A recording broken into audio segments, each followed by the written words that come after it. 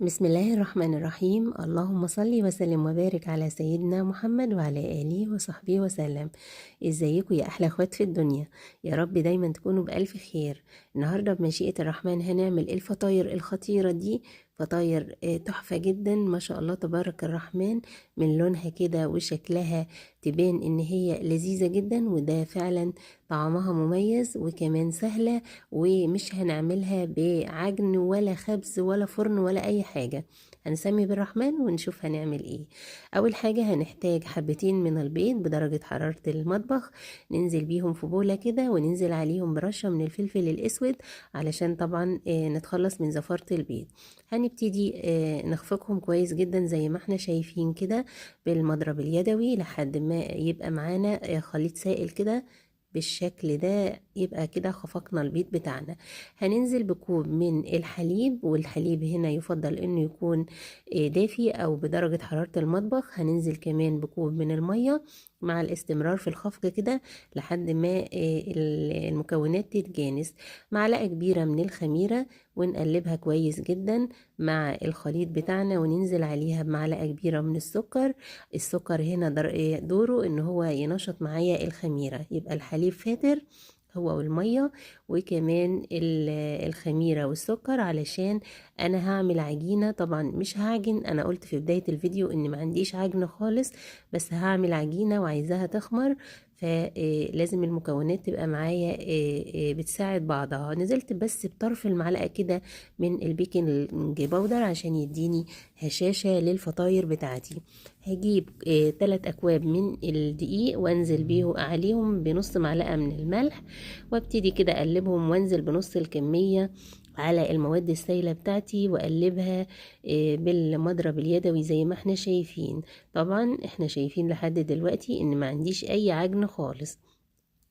بعد ما الدقيق اختفى معايا هنزل باقي الكمية كده واقلب برضو لحد ما الدقيق يختفي معايا ويتجانس مع المواد السائلة بالشكل اللي احنا شايفينه ده. طبعا مفيش اسهل من كده. الدقيق اختفى معايا ولازم اتأكد ان كل التكتلات اللي في العجينة اختفت.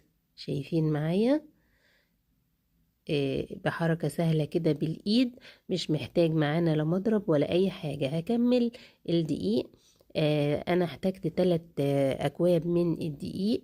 السوائل عندي بيضتين و2 كوب من السوائل، كوب حليب وكوب مية. وتقدري تستخدميه كله حليب وتقدري تستخدميه مية. أنا استخدمت حليب ومية عشان استفيد أعلي القيمة الغذائية بالحليب، وفي نفس الوقت تبقى اقتصادية شوية لما ضفت كوب من المية.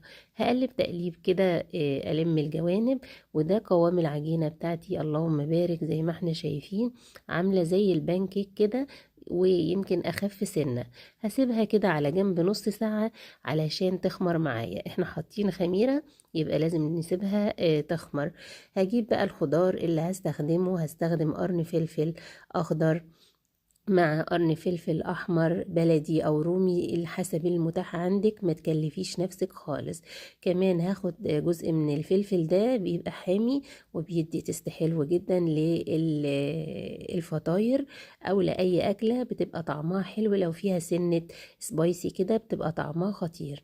هقطعه تقطيع صغير كده مربعات صغيرة جدا علشان تبقى شكلها حلو وكمان متبانش قوي في الفطاير. احنا عايزين ناخد منها القيمة الغذائية وكمان اللون الحلو. شايفين التقطيعة صغيرة جدا. قطعت الفلفل الحامي والفلفل الأحمر، وبقطع دلوقتي الفلفل الأخضر.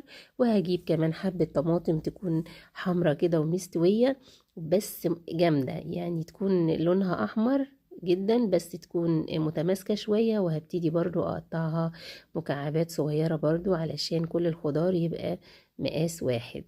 زي ما احنا شايفين مفيش اسهل من كده. ده التحضير الخضار بنعمله على ما العجينة بتاعتي ترتفع كده وحجمها يتضاعف.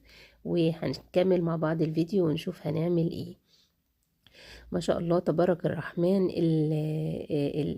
المكونات بتاعة العجينة من الحاجات المتوفرة في البيت، يعني الفلفل الألوان سواء فلفل بلدي أو فلفل رومي مع شوية حاجات كده من التلاجة بسيطة جدا.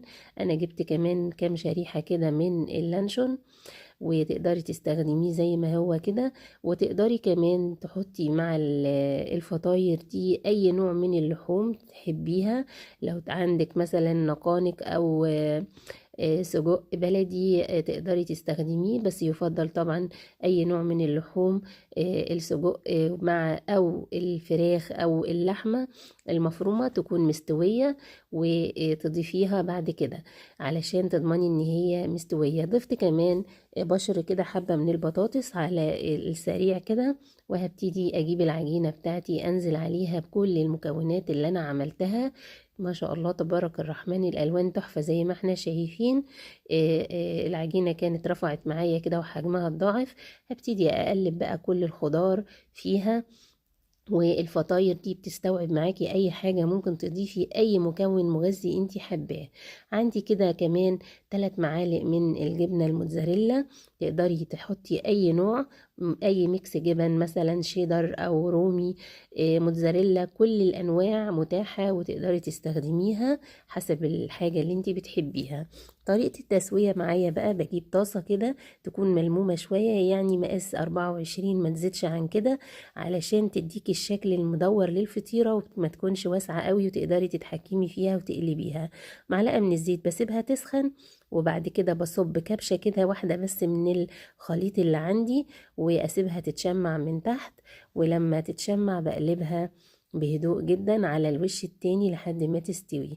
ممكن اغطيها من وقت للتاني علشان اضمن ان هي استوت من جوه. وطبعا لازم أأكد كل مرة لازم أحط معلقة من الزيت كده وانزل بكبشة واحدة، بلاش أكتر علشان الفطيرة بتاعتي ما تكونش حجمها عالي قوي، فتكون عندها فرصة تكون نية من جوه. وحاول أظبطها كده إن هي تطلع مدورة معايا لحد ما تبقى الشكل اللي أنا عايزاه زي ما احنا شايفين، ما تكونش ليها جنب وجنب. ابتديت أغطيها كده على حد ما تاخد لون من تحت وتتشمع وتطلع فيها فقاقيع من فوق الوش. ممكن أديلها كام نقطة كده من الزيت بالفرشة على الوش عشان لما أقلبها تبقى عندها فرصة تحمر من تحت وتبقى لونها خطير. شايفين اللون تبارك الرحمن؟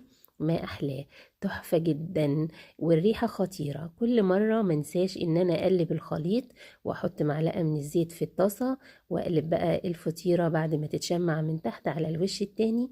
وممكن أقلبها مرة تانية. شايفين اللون؟ يجنن. هخلص كل الفطاير بتاعتي بالشكل السريع ده. أنا بصراحة من جمالها مش قادرة أبطل خبزي فيها.